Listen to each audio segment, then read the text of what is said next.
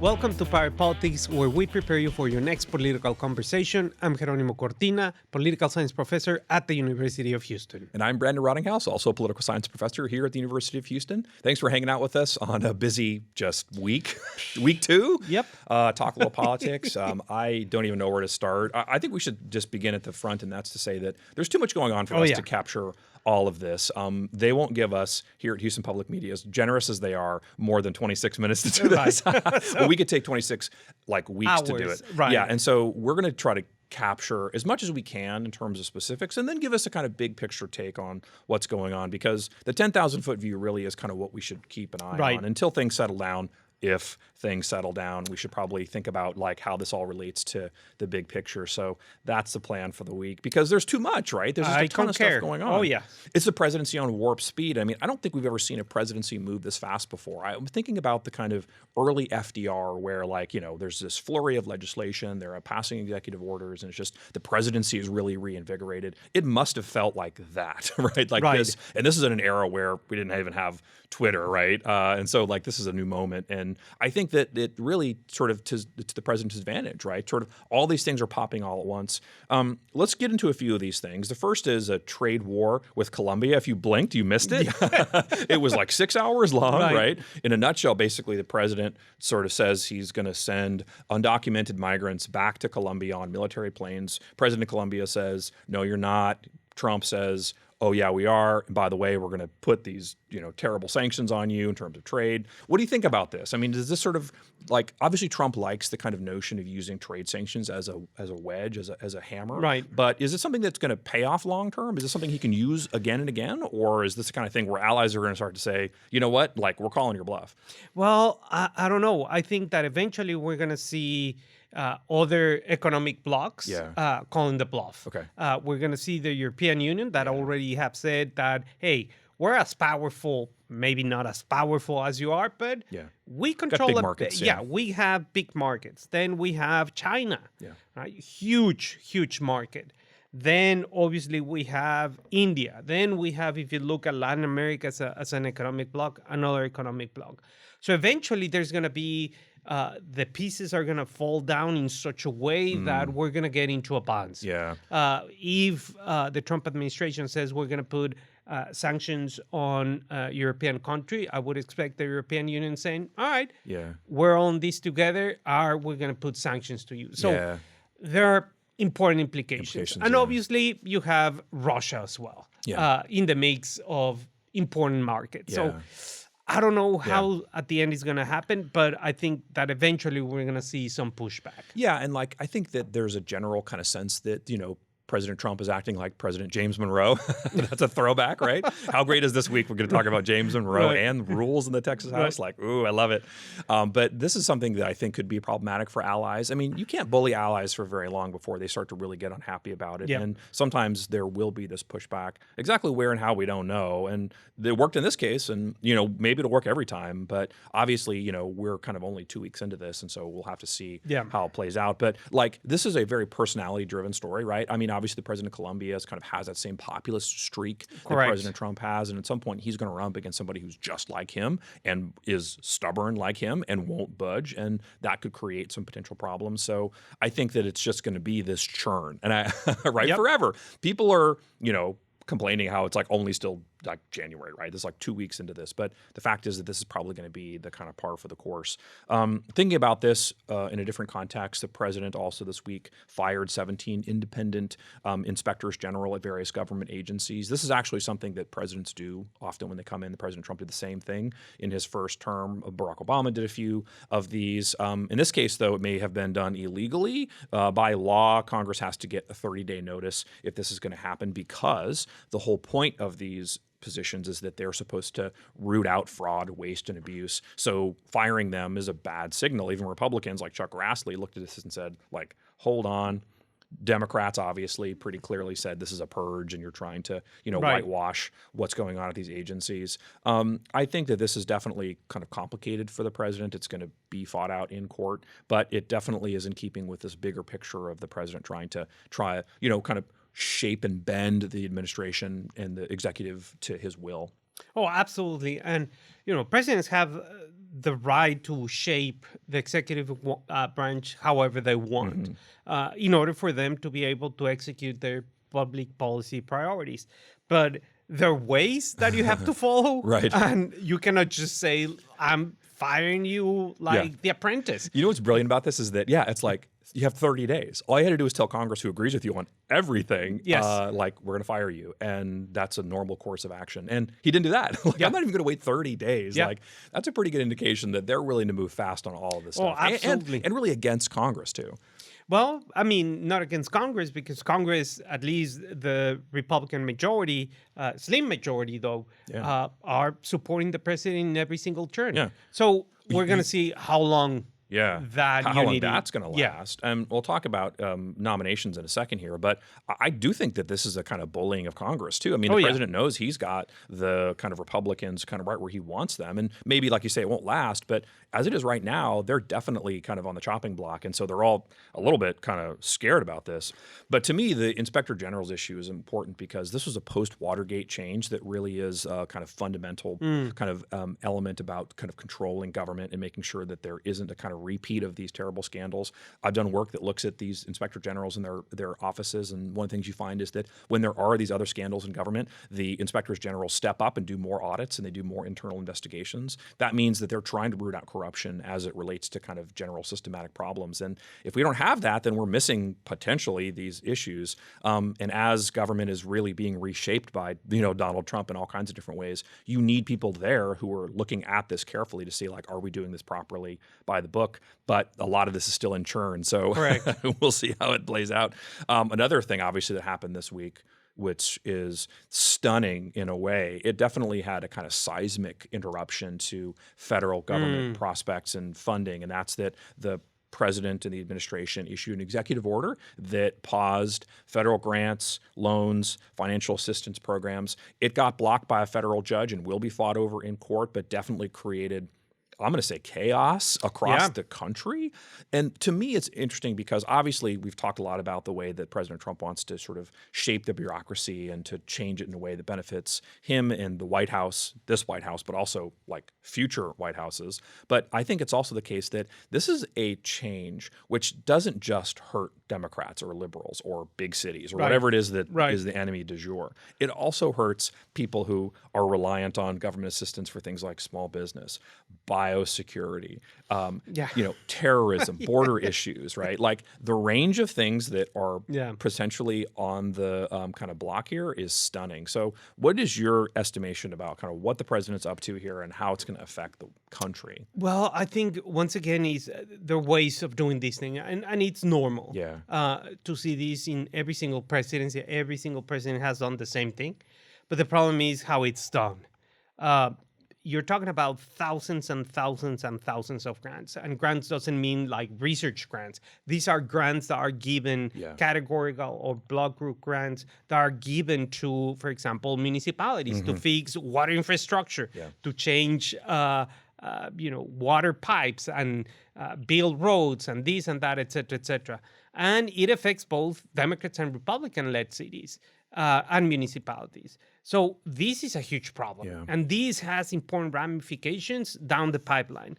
It has ramification for small businesses, for contractors, for people whose jobs depends on these grants. So having a blank statement and say like, it's like, wait, what? And the way it happened is also telling, right? Like the order was very broad, saying, it did relate to certain things that the White House wanted to have more details on like assistance on foreign aid, government organizations, Right. DEI, the Green New Deal. So like that's pretty broad as it were. And so that's what panicked people. Now the White House came back and said, okay, well, wait a minute. No, number one, it's not individual level money. So like Medicaid, Social Security, that's not affected, but that still made people panicky. But it definitely had to clarify what they were talking about. And that is creating additional confusion in a place where you don't want it to be confusing. So we're still going to see how this plays out.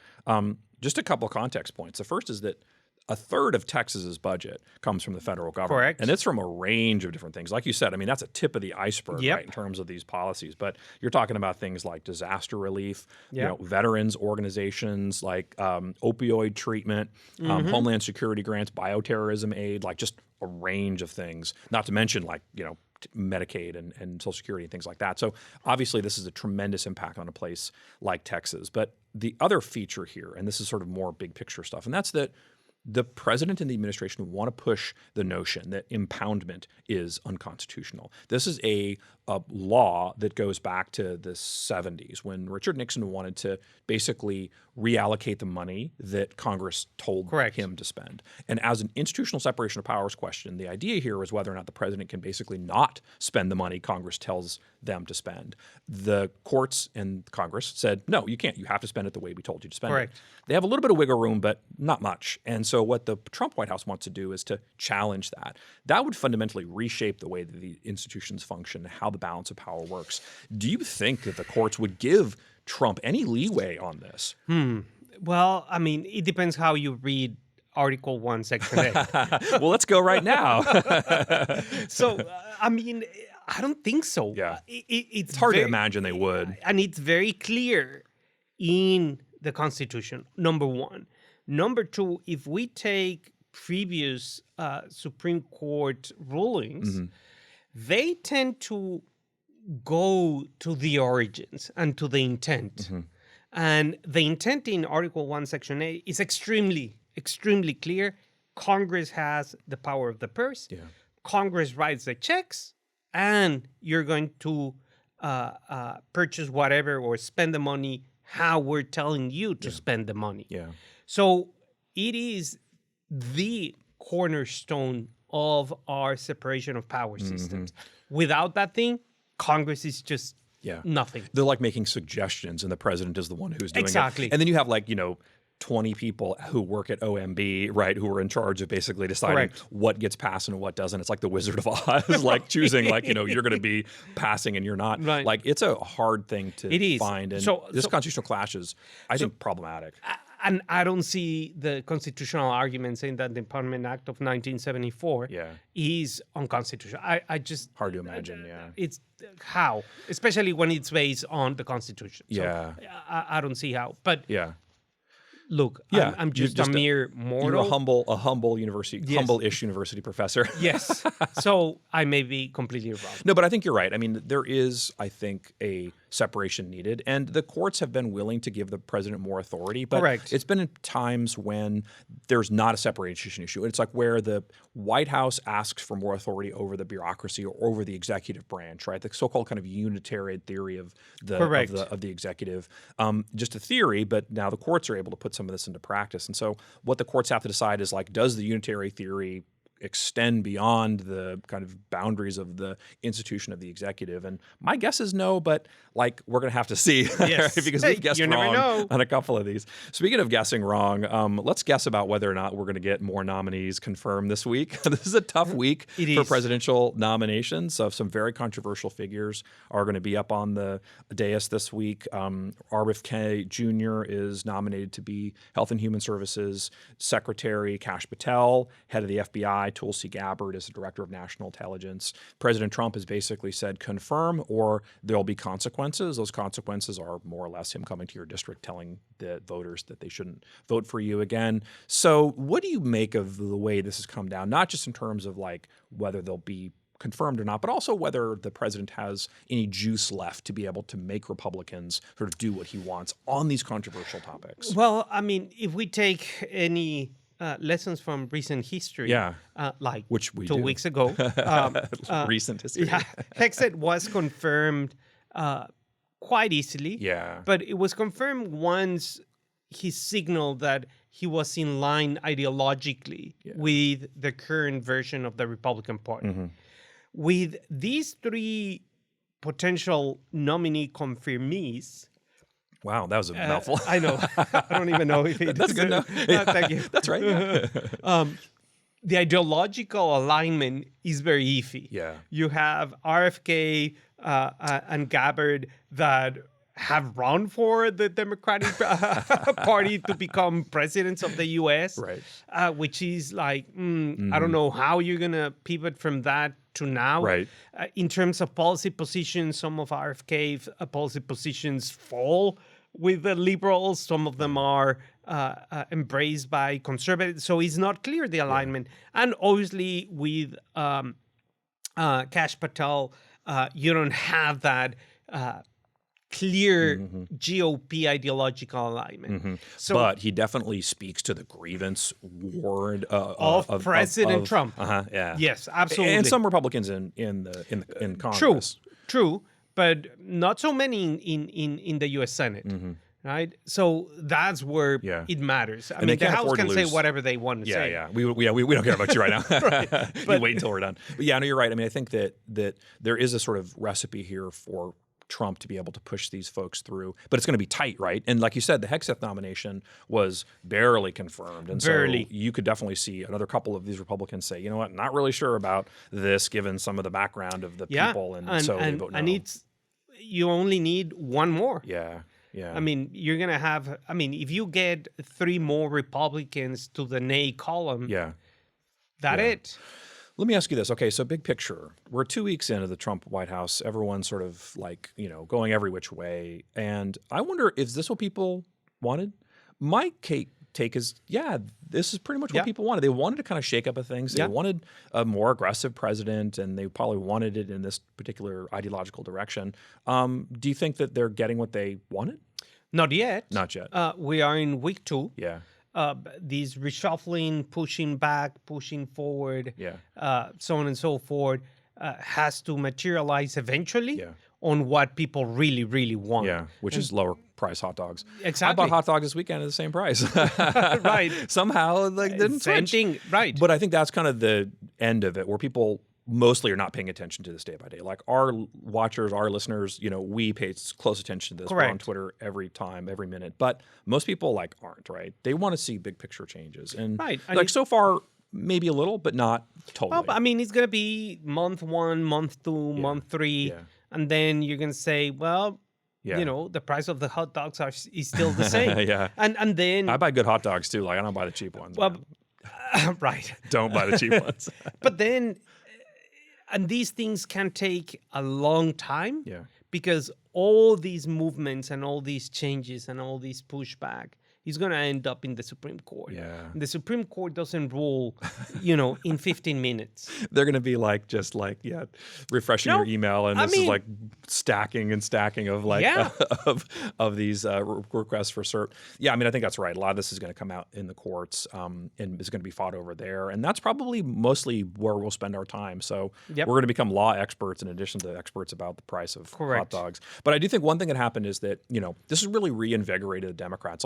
There was a month or so where they just weren't sure what to do. There was this kind of wilderness element that, the electorate had spoken and they had lost pretty handily. Correct. And so what to do? And I think this week really reinvigorated that. And although I think some of the messaging has been a little bit weak, I do think that it's the case that they're finding their footing. And that's going to be where the real kind of dynamic comes in the next true. and remember that indeed President Trump won the popular vote, but he won it by 1.5%, which is not a landslide victory in terms of the popular vote. So that means that the country is completely cut in half in terms of in terms of at least political ideology. And we are months away from 2026. Sorry, but that is also very important. So don't remind me. Can the president do what he needs to do in this time period with the huge colossal changes that he's proposing when we have a judicial system and the courts are going to say, wait a second. Great point. I don't know. Yeah, I mean, a 100-day mark is kind of the traditional demarcation point, so we'll see how that plays out. And then the president also is going to give a kind of joint session speech in early March, and I think that's kind of the target for them is like, how much can we make this change happen by then, and what are we going to say about it? So we'll obviously tune into all of this and more as it happens by the minute. But let's talk Texas and talk about some of the controversies in Texas. The first is that Todd Smith, who was pled guilty last year to felony bribery charges, is now the chief of staff to Ag Commissioner Sid Miller. He's a longtime aide to the Ag Commissioner. Smith had pled guilty to commercial bribery, the state jail felony. The kind of issue was that he was basically taking bribes to give out licenses to grow hemp, which he implied would be limited, and it turns out are not limited. So he ends up, along with some associates, ends up having to pay some restitution and take the bribery charge. Miller parted ways with Smith after his 2021 arrest and denied any connection to this. But I think that the kind of enterprise speaks volumes about where we are. Like, for one, as we've said a lot, scandals don't seem to matter anymore. Right. And the fact that he's back in the mix is a certain indication that either Miller doesn't care or scandals don't matter, or maybe both. Perhaps it's the case that Miller doesn't plan to run for anything again. I don't think he will. He's not really in the conversation for like governor or something down the road, but for sure it's the case that this is an issue that came up when he ran in 22. And if he runs again, probably will come up again, right? Yeah, no, absolutely. And they have been known each other for the past 25 years. Yeah. So again, it's just an indication that scandals don't matter, and the same rhetoric that we hear, even though that he was arrested by the Texas Rangers, even though that he was granted 2 years of deferred adjudication, he was, found guilty. And he's back in the mix. He's back in the mix, and what is more important, or what I think is very interesting, is the rhetoric surrounding this thing is in terms of what Commissioner Miller has said. Well, this is a witch hunt. Yeah, okay. And like they're not trying to get him, they're trying to get me. Exactly. And they just got him first. Yeah. This is a pretty typical scandal, like get out of jail kind of playbook. And for sure, it does indicate that this is sort of something we're used to dealing with in the American political system. The other connection is that this is something that basically undid Jim Hightower in the 1990 race. When Rick Perry ran against him, there were like his aides, Hightower's aides, had gone to, had pled guilty on similar issues. And, it basically cost Hightower his seat. So doesn't happen anymore. We'll see. Let's switch to talk about rules. And I know that you, like me, are a super nerd and love talking about government rules. Institutions matter, rules matter. And the Texas House fought through a bunch of different rules. So there was controversy because some conservative Republicans didn't want to go as far to make some of the changes, and they wanted to restructure some things. But the new House rules, which passed, abolished 6 committees, added 2 new committees, has only Republican chairs, but does give some additional authority to vice chairs, specifically giving them kind of a priority spot on witnesses, which can be useful to shape kind of bills. They can prepare an impact statement. They can request research on bills. So it's not like a great set of powers. But conservative Republicans pushed back and said, you're empowering Democrats. The Democrats basically came out with the set of facts saying this, and then what they said was taken to be that they took a victory lap. It's not clear that's what's going on here, but the Republicans and the conservative wing are definitely pretty happy. It was a big test for Burrows, and I think largely they didn't back down, right? They didn't kind of cater to the kind of more conservative crowd, but the split certainly signals there's going to be additional infighting, and this is going to be something we're going to see all session long. Freedom Caucus members say it's war, like we're going to fight you on everything. They can, and maybe they will, but it's going to have implications for what goes on in the session, right? Well, absolutely, because Speaker Powers is walking a very fine line. But so far, Democrats are in line. And there is also a bunch of Republicans that fall in that category. And then the question here is if the more Freedom Caucus is going too far. And you need more people to play with because you don't have control of the House. Yeah. You don't have control of the floor. Yeah. So it is important for you to learn how these things. It's one thing making a statement and then the other one working with the other members to pass some legislation that you really care about. Yeah, tweeting something is one thing, but actually trying to accomplish something is another, or trying to battle the speaker all sessions. It's going to be complicated. A challenge. But let's talk about leaders, and we're going to have the State of the State coming up. Greg Abbott's giving this on Sunday night. What do you expect? So we're going to have, obviously, school vouchers is going to be right there. And an emergency item. And these are items the governor can basically say, this is your jump start. You can go ahead and exactly. And this is how the governor lays out his priorities for the legislative session. So private school vouchers, bail system changes. We're going to see border security. Also, he mentioned that he wants to see more water infrastructure. So those are the big topics. Gambling? Gambling? I don't think gambling is going to be. He won't in that talk list. about it there. I don't think so. He might be in favor, but he's not going to talk about it. I think that's right. I think that's exactly right in terms of issues. I wonder a couple of other things too. How much overlap will there be with Dan Patrick's agenda? Like, whose side does he take here? Number two, does he challenge or embrace Burrows? Now, Burrows is obviously kind of like in the crossfire for Republicans. The question is, does Abbott fully go in on that? And what does that look like? Number three, does he mention Trump? Like, does he really embrace that? As he has, right? He said things like, Texas is, resources in terms of criminal justice are at your disposal for all the immigration issues you're up to. So does he talk about that there, therefore kind of politicizing things? And what's the ratio of these kind of big ticket items like water, transportation, insurance reform, like you said, to like saber-rattling stuff like DEI and abortion?